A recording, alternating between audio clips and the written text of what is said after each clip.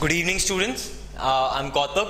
हमने चैप्टर 2 चालू कर दिया है पॉलिटिकल साइंस का एंड हमने इंट्रोडक्टरी पार्ट और 2 एग्जाम्पल्स और इम्पॉर्टेंट पर्टिनेंट क्वेश्चंस जो हम आंसर करने वाले हैं फंडामेंटल राइट्स के अंदर in the constitution, Indian constitution में उसे कवर कर दिया है। Now will be moving on with your next heading and that is called bill of rights. Okay, it comes to the heading bill of rights. Now ये अभी तक आपने अपनी अंडरस्टैंडिंग से पहले चैप्टर की इतना तो समझ लिया होगा कि गवर्नमेंट जो है जब उसकी पावर को लिमिट कर रहे हैं और वो मिसयूज नहीं कर सकती अथॉरिटी को, या फिर उसे पब्लिक अथॉरिटी जो दी है वो रिस्पॉन्सिबिलिटी के साथ आती है और कुछ ऐसे राइट्स है, अनएलिनेबल राइट्स है जिन्हें गवर्नमेंट नहीं ले सकती किसी से, किसी सिटीजन के खिलाफ ऐसा कोई लॉ नहीं बना सकती जो उन राइट्स को वायलेट करे, तो गवर्नमेंट बाउंड है उन राइट्स को प्रोटेक्ट करने के लिए।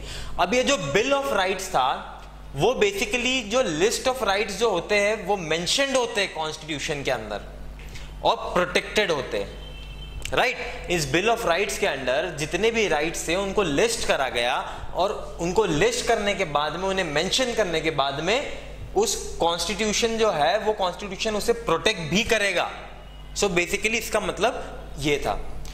Now government will always recognise this rights, government has to always recognise this rights. Bill of rights को हमेशा रिकॉग्नाइज करना पड़ेगा गवर्नमेंट को। Now it will list the rights of citizens and ये एक जनरल प्रैक्टिस है, हर कंट्री में लिस्ट ऑफ राइट्स को मेंशन करा है। हमने charter of fundamental rights USA से लिया था, लेकिन ये जो फंडामेंटल राइट्स है, जो लिस्ट ऑफ राइट्स है, बिल ऑफ राइट्स है, ये जो है ये जनरल प्रैक्टिस है ताकि उन्हें हम क्लियर कोडेड में बता सके कि एक्चुअली है क्या, किस चीज के लिए। For implementation of above mentioned point, in order to recognise the rights, in order to make the government recognize these rights always, these rights were what? These rights were listed. The rights of citizens were listed for implementing it. Right? Now we have learned the definition also. It's protected.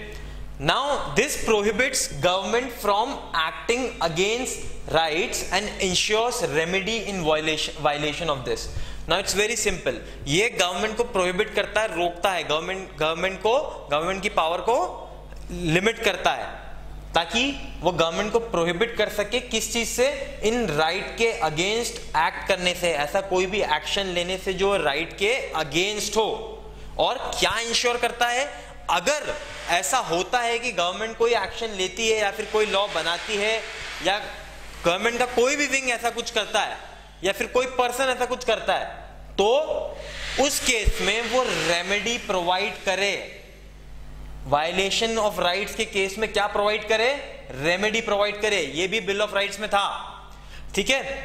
Now basically you can be asked in question from this third point that what does bill of rights do or what do you understand by bill of rights. So you will write the definition that it's list of rights mentioned in the constitution and protected by it, right? And in order to implement the principle of that, government will always recognize these rights, right?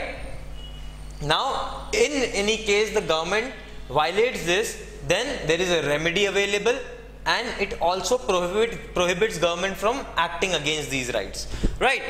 Now rights जब आए, rights का protection जब आया, तो किसके against protect करना है? ये राइट्स किसके अगेंस्ट प्रोटेक्ट करेंगे? सिटीजंस के लिए। सिटीजंस के राइट्स कौन वायलेट कर सकता है, कौन इन्फ्रिंज कर सकता है?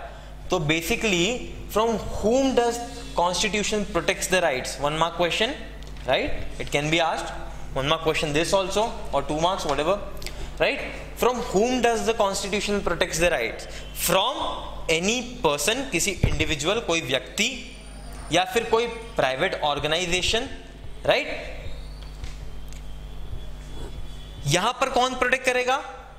गवर्नमेंट प्रोटेक्ट करेगी। यहां हमें किसका प्रोटेक्शन चाहिए? अगेंस्ट एनी पर्सन और प्राइवेट ऑर्गेनाइजेशन, किसी सिटीजन्स को किसका प्रोटेक्शन चाहिए? गवर्नमेंट का प्रोटेक्शन चाहिए, right? You can be asked a question on this also that for whom does constitution protects the right, or in case of person in private organization who protects the citizens right, against this both, right? So government protects. And और कौन कर सकता है? While in the functioning, while in the law making, while in running the government, while in the procedure of governance, when it's implemented, when the government comes into force, it's elected, it's constituted, right?